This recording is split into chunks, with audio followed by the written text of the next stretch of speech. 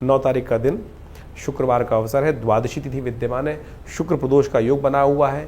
ग्रह आपके 70% ठीक होते दिखाई दे रहे हैं। केवल एक चंद्रमा ने ही आपके आगे बहुत सारे ग्रहों की नेगेटिविटी को दूर करने का योग बना रखा है।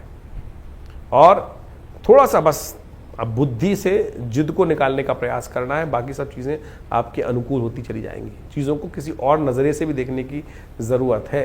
आपने केवल अपने नज़रिए से देख रहे हैं, उस नज़रिए को थोड़ा बदलने की ज़रूरत है। चीज़ें अच्छी भी होती हैं, स्थितियाँ ऐसी या वैसी जब होती हैं, हमका नज़रिया केवल बदलने की आवश्यकता होती है, चीज़ें बहुत सुंदर परिवर्तन की तरफ भी चली जाती हैं।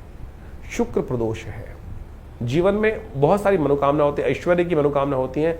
यदि ऐश्वर्य की मनोकामना है तो इस दिन विशेष तौर पर भगवान का सुंदर स्तवन, शिव का रुद्राभिषेक यदि दही से किया जाए तो कहा जाता है बहुत सारे मनोरथों को सिद्ध करने के, वाहन इत्यादि के सुख प्राप्त करने के योग बन जाते हैं, ऐश्वर्य की प्राप्ति के योग बन जाते हैं। तो घी से या विशेष तौर पर आप दही से भगवान का अभिषेक करें, मधु से भगवान का अभिषेक करें, मनोकामना सिद्धि के योग अद्भुत रूप से बनते दिखाई दे रहे हैं। इच्छु रस से भी इस शुभ योग में अपनी मनोकामना का ध्यान करते हुए शाम के समय प्रदोष काल में यदि भगवान का अभिषेक किया जाए तो बहुत सुंदर रहता है।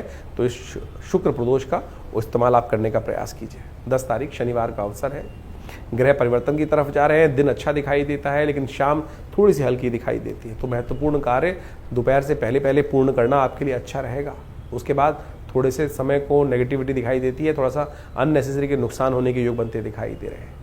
देवी भगवती छिन्नमस्तिका की इस दिन जयंती होती है। जैसे बगलामुख जी का सुंदर स्तवन करने के लिए शास्त्र में संकटों को दूर करने के लिए उनका स्तवन किया जाता है, इसी प्रकार से भगवती छिन्नमस्तिका भी बहुत चमत्कारी हैं, दिव्य अस्त्र है भगवान आध्यात्मिक शक्ति का।